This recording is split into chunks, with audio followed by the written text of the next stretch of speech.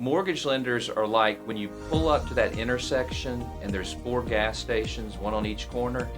We've all got the same product at the same price, and it's going to do the same thing for you. It's just which one do you feel most comfortable going to, which is most convenient, which is going to be the most efficient.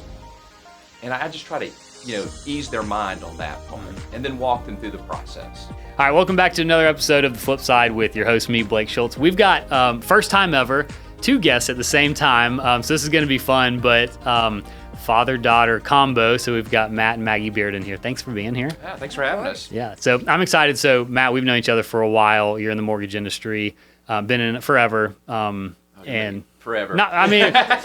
You've been in it much longer than I've been in the real estate world. And then Maggie, we just met. So you are junior at Alabama, is that right? Yeah, so I just finished my junior year, going into my senior year. Okay. And I'm the operations intern right now at ARC in Homebuyer. Yeah. Yeah, came in. So I guess we didn't meet until probably a couple of weeks ago. I knew you were there, but we just never really crossed paths. And then Matt, you reached out and you were like, hey, keep an eye out for Maggie. She's up there just interning. So yeah, well, it came at a great time because we kind of had a hole in our business open up where I was like, we need some help. And you're like, boom, let me jump in. So thanks for doing that. But I'm excited to dive in today. So I want to talk about a couple different things. But one, the family dynamic of, because on this podcast, we talk about mostly real estate, but really business and life balance as a whole and what that looks like. So we're going to talk about Maggie kind of growing up in a household of kind of self-employed real estate world. Matt, how you balance that and how you really just kind of how you shaped your life and impacted her growing up. So before I do that, I want to hear kind of your history. How'd you get started? Where'd you come from? And start there. Okay, so I was at UAB, an accounting major, about 3 years into it, working full-time in the accounting department at Rust Engineering. And I started realizing I really hate accounting. And so I went to my advisor and I said, I don't care what degree I get, just get me out of here, and it can't be accounting.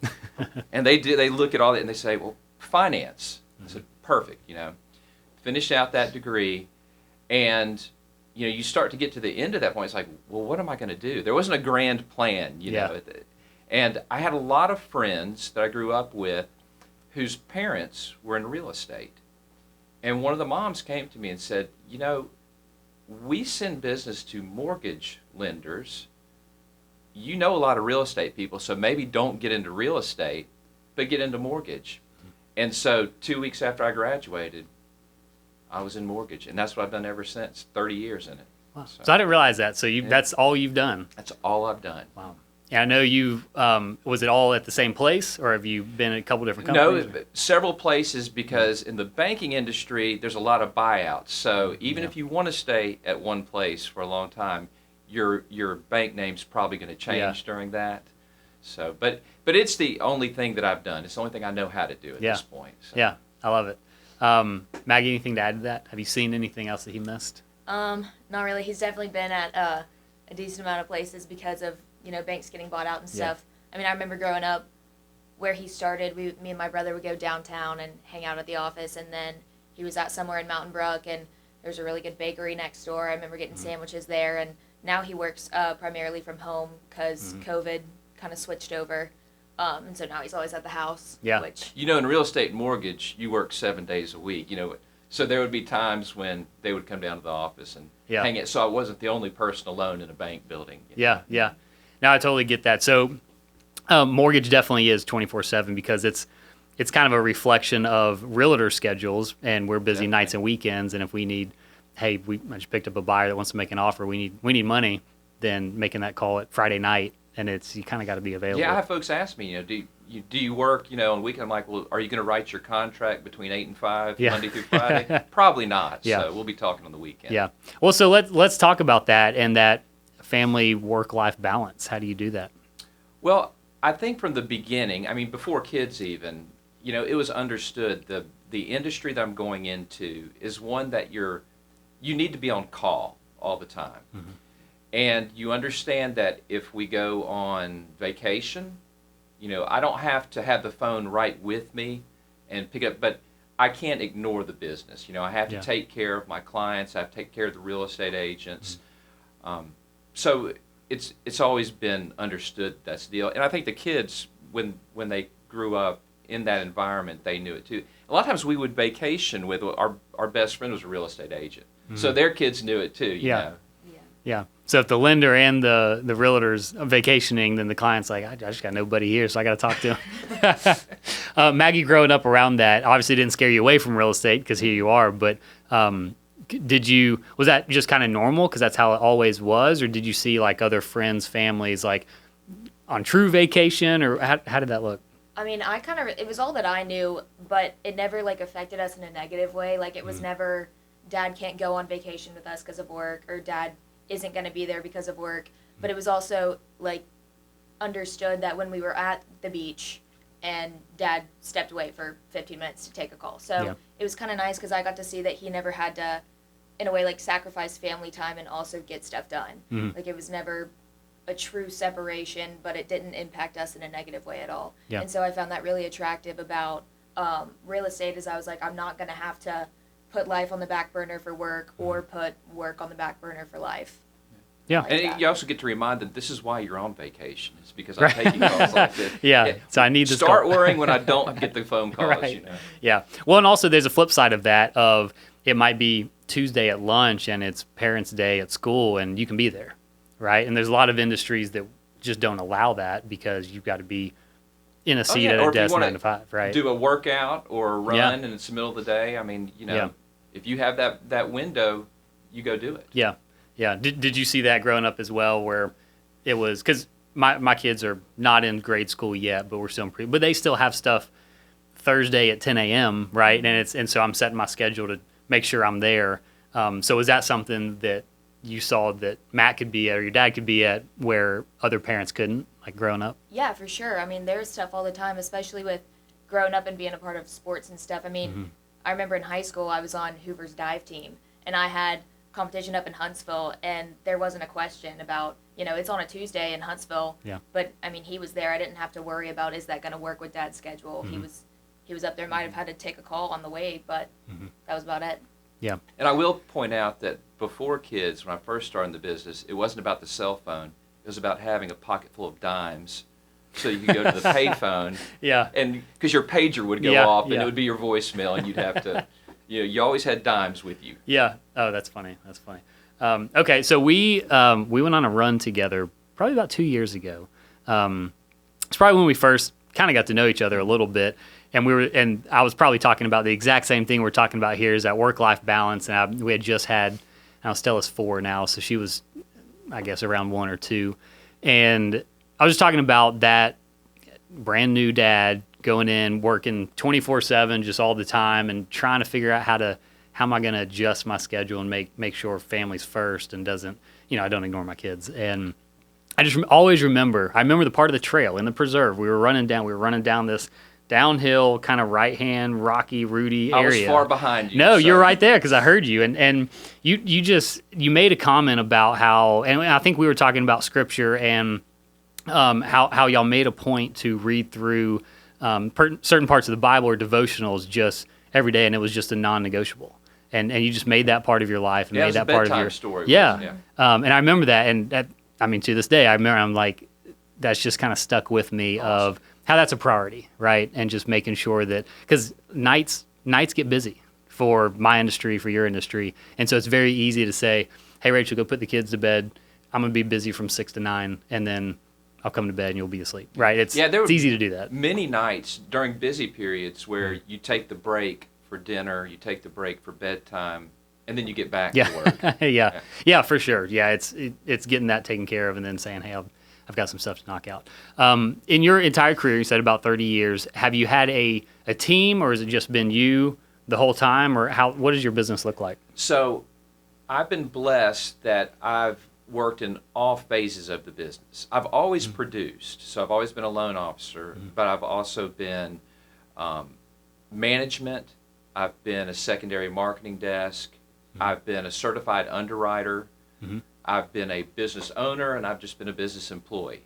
So I've gotten all of that in. I've seen it from all different sides, and I came into the business at a time where, when you came in, they taught you from the back end forward what happens in mortgage. I don't know that that's the case anymore. Mm-hmm. So I was blessed to work around a lot of people who brought me up that way. Mm-hmm. Let's talk about the education of what that means of getting a mortgage. So talking to that first-time home buyer who maybe listen to this saying, okay, I want to get a mortgage or I want to buy a house. The first thing they do is call the agent on the sign or call an agent they know and say, show me this house. A lot of agents will just say, okay, let's go. My process is start with the numbers, right? That's the most important. But what does that mean? You need to call a lender, and then what does that process look like? Yeah, so I take the approach of I want to educate the potential home buyer. You know, I don't want to sell them something. Mm-hmm. I want to teach them something and then let them make the decision. Mm-hmm. What I tell folks when they call up and they're shopping, I want to shop you. Yeah. I try to explain to them, I say, for the most part, mortgage lenders are like when you pull up to that intersection and there's 4 gas stations, one on each corner. We've all got the same product at the same price, and it's going to do the same thing for you. Yeah. It's just which one do you feel most comfortable going to, which is most convenient, which is going to be the most efficient. And I just try to, ease their mind on that part and then walk them through the process. Yeah. So if they say, well, I saw Rocket Mortgage can do 4% and you're at 6.5%, how in the world is it the same product? What? Because I get that question a lot. Yeah, and then you first of all you explain Rocket Mortgage marketing budget, right? And then you tell them how from the sales angle you can go about it trying to have the best rates, and if you do, you typically have the highest cost, or you can have the lowest cost and you typically give something up on rate. We all go to the same well to get our money, so there's not some secret source typically when you compare apples to apples shopping, you'll find that everybody falls into a very small range. Mm-hmm.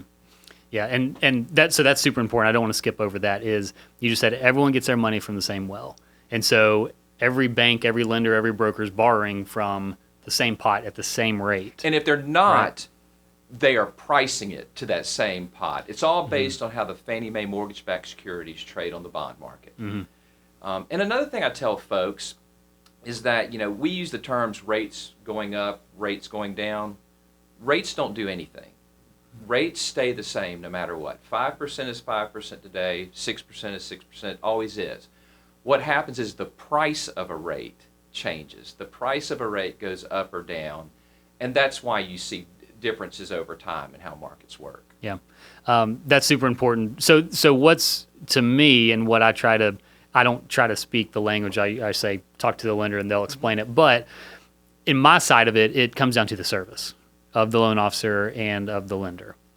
Because when it is all apples to apples, it's about the same. But if you've got someone who only works 10 to 2 and you're not going to get them outside of that, leave a voicemail, they'll call back tomorrow, that's where, and they don't work weekends, that's where if we make an offer on a Friday night and we don't know about your loan situation until Monday, you're not going to get the house. Right? You need a lender that's going to answer that night or Saturday morning and be able to get the information over so you can get the house. So I think the service side of it is really what kicks in. I think you do a great job of that. And that's what I try to tell folks who call up shopping. I say, you don't have to use me necessarily, but use the lender you think will get you to the closing in the most efficient manner. Mm-hmm. And when I'm referred somebody by a real estate agent, it's my job to make sure that person is qualified to buy the house they're looking for. I can't waste their time or your time. Right. Do you talk, I know you kind of toe the line a little bit on financial advisor as well, because it seems like, and it's not maybe as prevalent anymore, but maybe a couple years ago you've had this sometime in your career where someone comes in and says, hey, you're pre-approved for $1.5 million, but they want to spend $2,500 a month on a mortgage. Right. And so are you going through and educating them on that piece of here's what you're pre-approved for, but here's what you should purchase? Like you're pre-approved for $1.5 million, but that's a $400,000 house. That's actually how I approach it. Instead of, they'll call and say, I want to know how much I'm pre-approved for. Mm-hmm.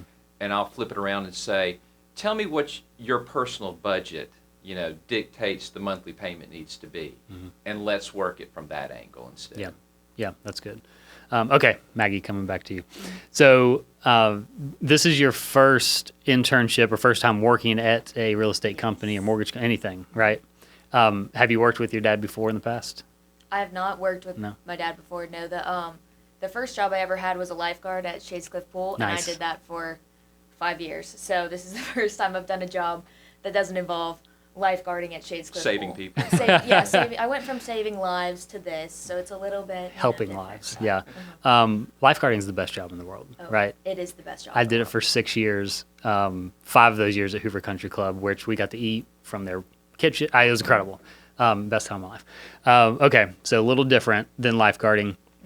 Why real estate? So I actually started off in school at Auburn University, and I was majoring in special education, which is what my mom does.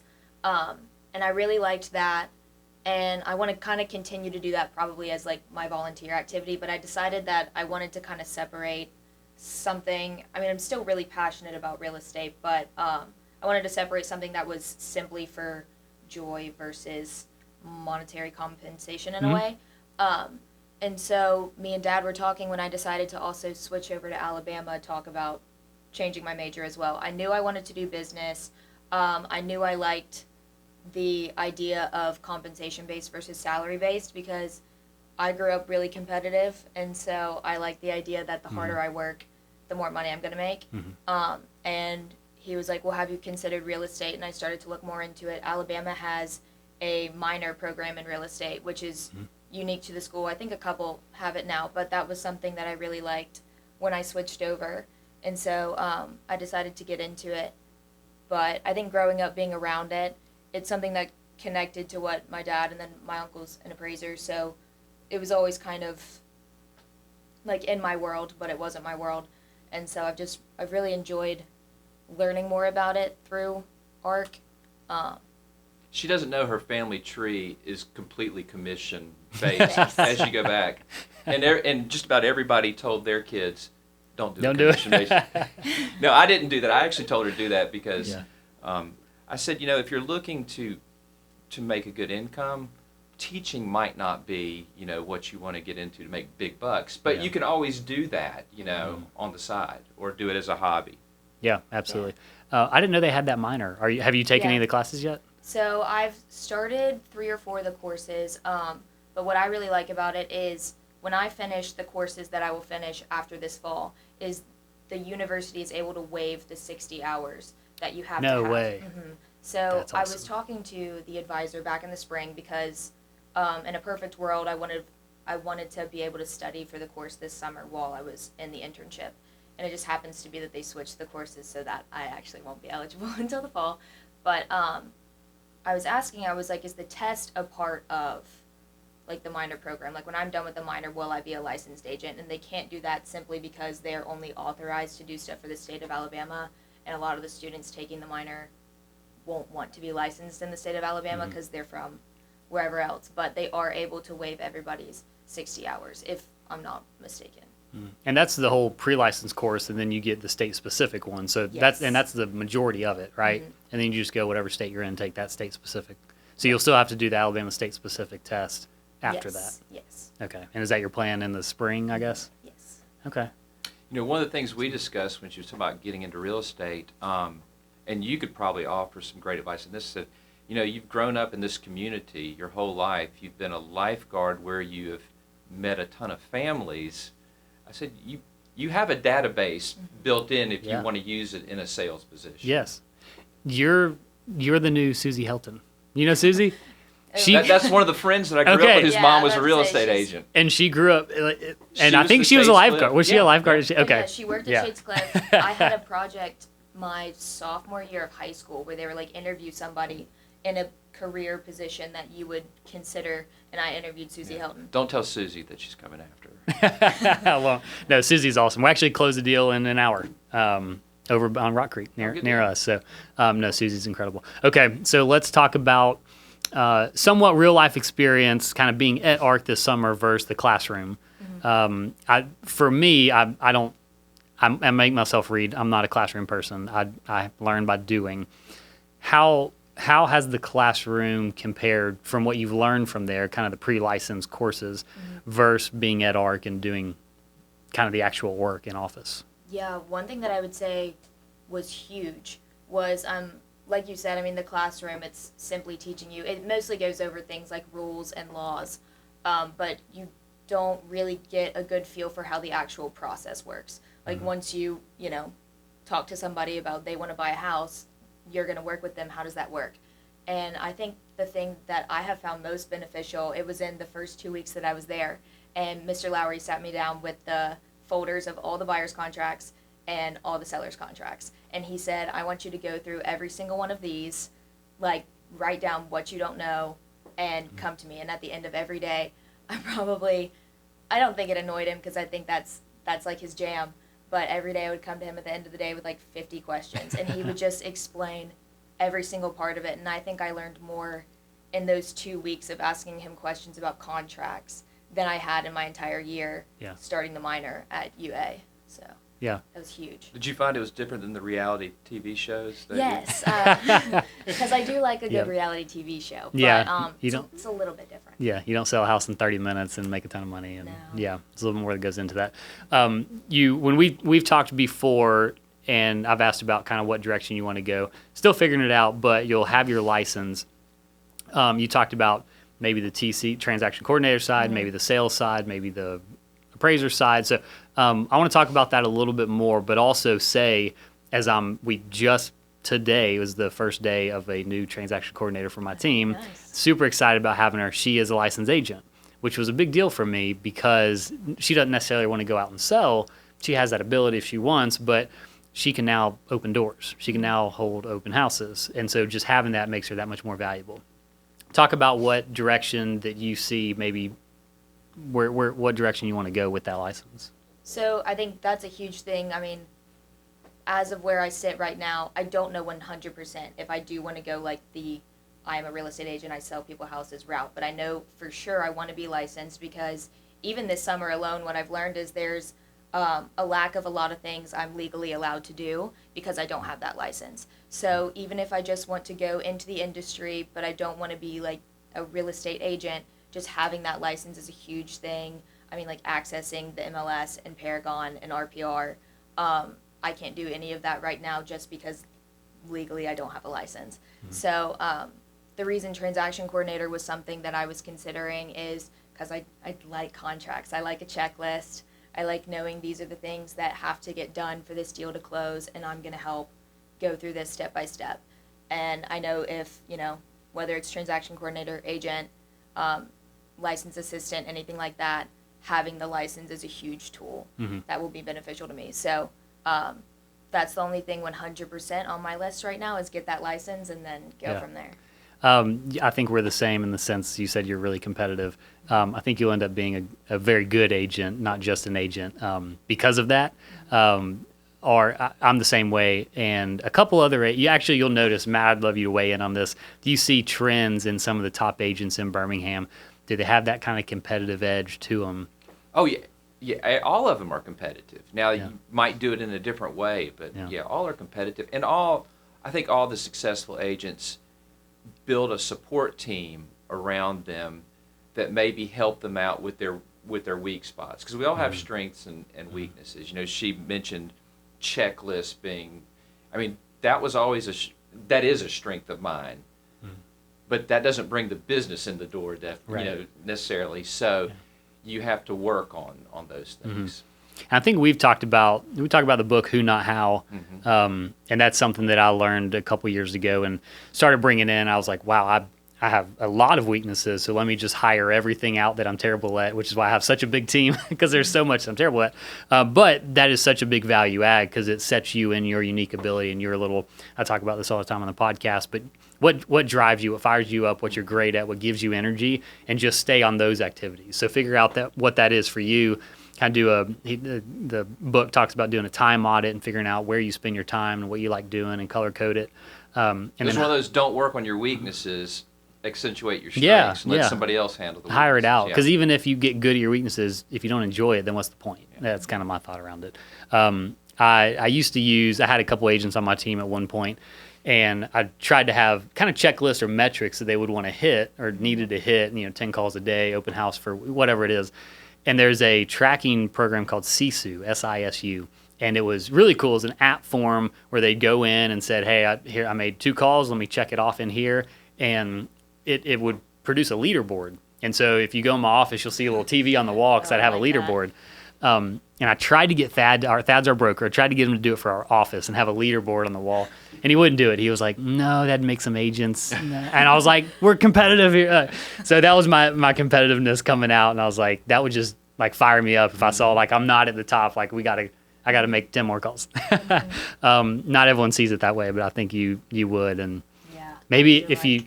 couple of years, if you join ARC, then we'll go to Thad together and say we got to have a leaderboard, and then we'll be at the top of it. And then we'll be at the top of it. That's right.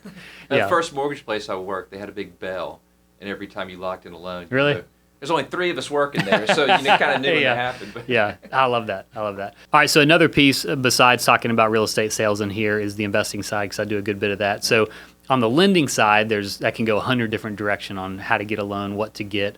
Do you mess with investment sales at all, or what does that look like? Usually when we do investment property, it's the person that's, they're dipping their toe in the water. They don't have a big portfolio of properties yet, because when you get to that point, as you know, you're setting up companies, LLCs, you're developing commercial banking relationships. But I run into the folks who a lot of times, it's like what we did. Our first house that we bought, 949 square feet.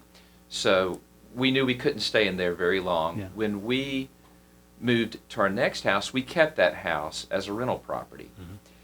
And we didn't go through the long thought process of how is this going to work, but you find out certain things pretty quickly, as you know, like, oh, my property taxes are gonna double at some point. Yeah. My homeowner's insurance needs to change. There's the things that you understand when you live in the house, like the HVAC goes out, you're on the hook for it, but you don't really think about that sometimes when you're about to become, the rental property owner. So what I would talk with them about is, hey, make sure that you probably already know all the inflow of income that's going to come to you. Make sure you sit down and understand what you're going to be responsible for on the financial side as far as expenses are concerned. Also, you're the one, unless you have a service that handles it, if something breaks in the middle of the night, they're calling you. If they don't cut the grass, you're taking care of it.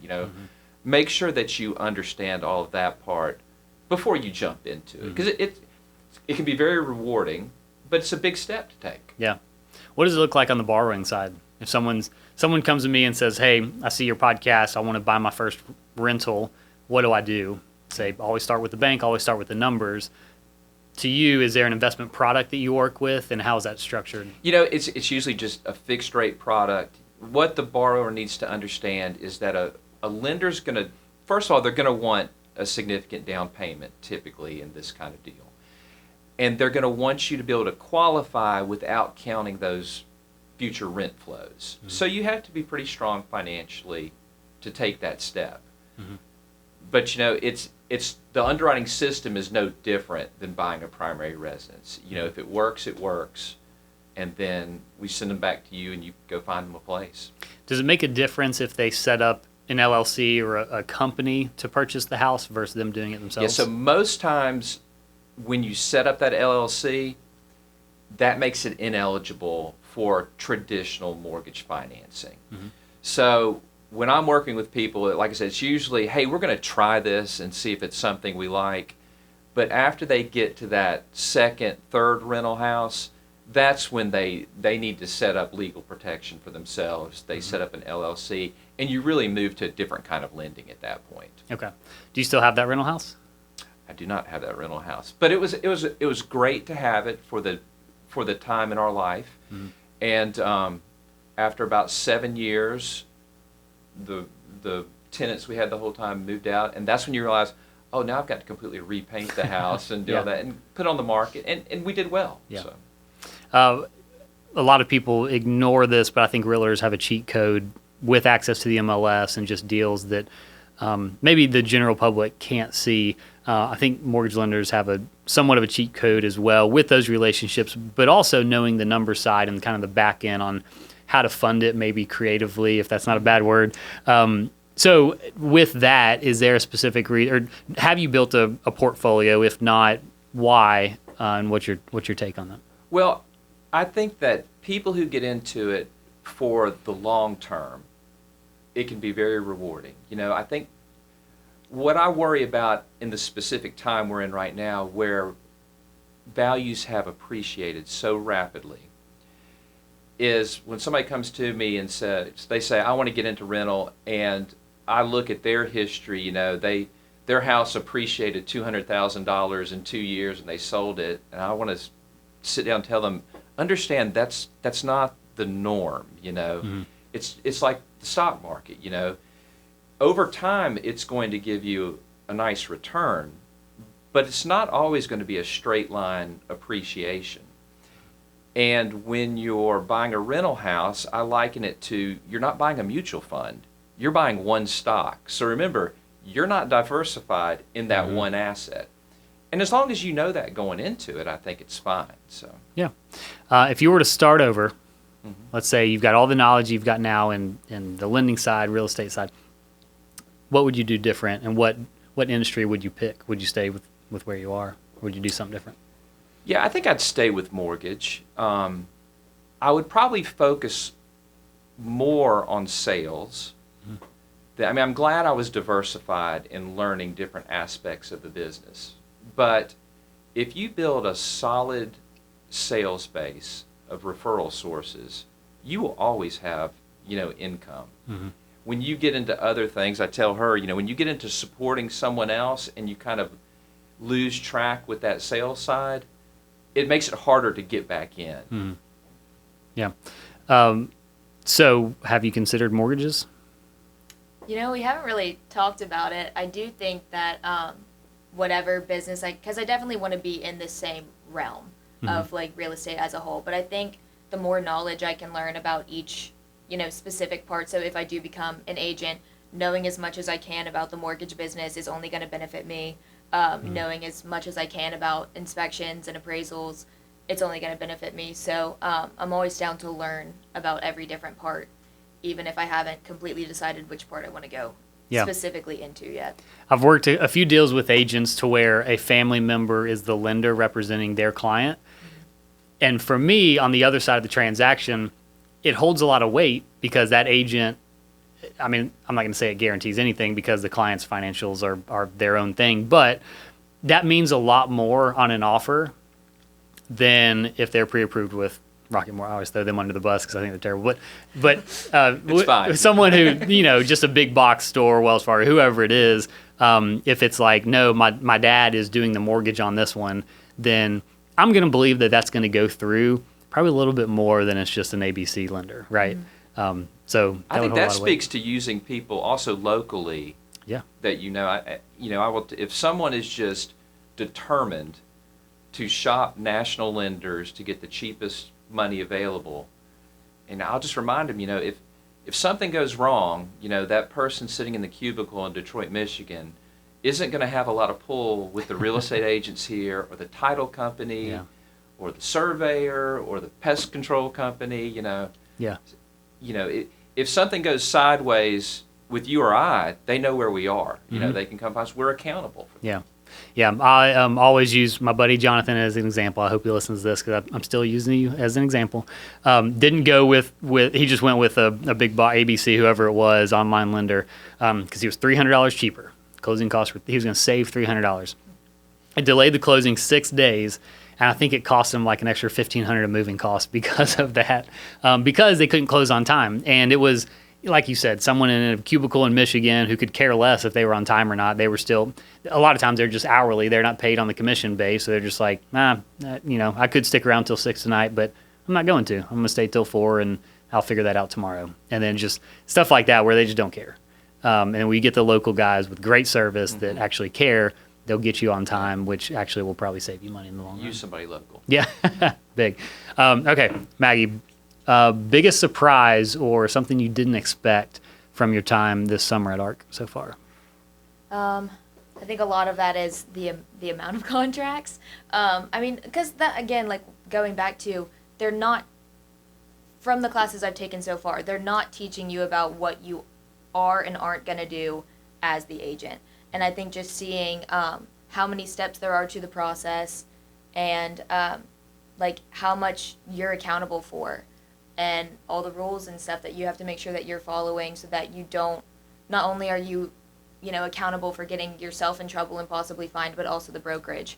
And so, I think that it's important, if I do go into it, to be a part of a big office like that and not a part of a small team, because I like how many resources there are being a part of a big company. Like, a huge thing just sitting in the office every day is how many people call Mr. Lowry or Mr. Thad, and he's always there and he's always answering. So I think having someone like that that can always answer your questions. I don't know if I got completely You've mentioned sidetracked. also, even though y'all are competing internally with each other, you also support each other and have each other's back. Yeah. And that's the way it is in a mortgage office. See, in mortgage, even extending to competitors, if someone calls me and they need a special product that I don't have, I have friends at other banks, other lenders that I can call up and refer them to. Yeah. And I think that's huge, and I see that a lot with ARC.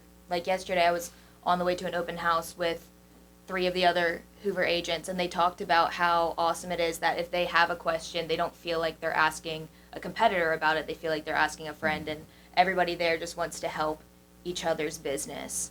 And I feel like, similar field, but I've never felt like, growing up watching my dad do mortgage, that he's ever compromised his morals and ethics for the business. And I feel like ARC also amplifies that idea. Yeah, I think so. In my opinion, brokerages, it's very much you get what you pay for. And so ARC's by far not the cheapest brokerage to be at, right? And I've had brokerages approach agents all the time saying, hey, you can come over here, we can give you a better split, we're less office fees, we don't have an office, we're online only, so you save all this money. But there's a reason I haven't left in 12 years, and who knows what next year will bring, but I have no intent in leaving because of that support, because of that community, and really culture that the owners have created, to where, yes, we're competitive, yes, I'm super competitive, we are competitors, but everyone's helping each other all the time, and you don't feel like, I can't tell you this because I feel like you're gonna go around me, because at the end of the day, if someone does that, ARC's gonna ask them to leave, and that's not the culture that we create here. And so, you're exactly right. It's if you're just about the dollar only, ARC's probably not for you. But if you're there to support each other while also, hey, you can be a little competitive and do well, then it's a good spot. Yeah. All right, cool. So Matt, going middle of 2025, you've been in it for 30 years, what's the next 3, 5, maybe 10 years look like for you specifically in the career? And then what do you think, kind of second question of that is, what do we think the market's going to do? Yeah, so we know, when people ask me what rates are going to do, I tell them, they're going to go up, they're going to go down, or they're going to stay the same. Right. I think everybody's hoping, though, that we get some relief, get lower mortgage rates over the next X number of months or years. So my focus is going to be loan production, because I think that all those folks out there who bought in the last 3 years, you just get a little bit of relief, and it's going to help them a lot on their payment. So I do see some refinance activity coming in the near future. And I'd be curious what you think as far as the stabilization of home prices. Where do you see that going? I think it'll follow rates, right? So if rates do settle a little bit, like you said, and people kind of jump into the refi to get that lower rate, I think we'll start to see prices tick down a little bit. But that's not going to come without more supply. Yeah, right? There's a shortage of housing. We're still short. Problem. And so, if we have a great house priced correctly in good condition, it's selling in the first day or two still. Now, we have some of those that are outliers that 3-4 years ago, it didn't matter what the condition was, what the price, someone's going to pay more and over in day one. That's not across the board anymore.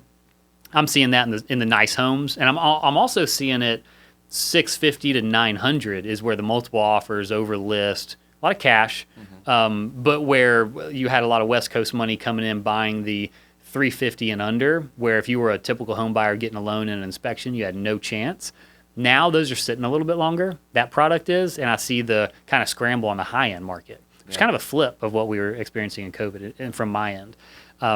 But until we get more inventory, at the end of the day, I don't see prices coming down much. And I think on the mortgage side, those people you mentioned that paid cash, rates will get to a certain point to where they'll now mortgage the property and pull that cash back out and put it in the market. Yep. So. Yeah, I think you're completely right. Personally, are you've got a beach house and just riding off to the sunset in your future, or are you just sticking this out until? Don't take Maggie's like, please get a beach house. Don't take offense Please to get a this. beach I love the beach. I love the lake. I never want to own a beach house or like. I want to have friends who have That's beach right. houses. It's kind of like a boat, right? Yeah. Yeah. Awesome. So no, and I work, I exercise, I hang out with family.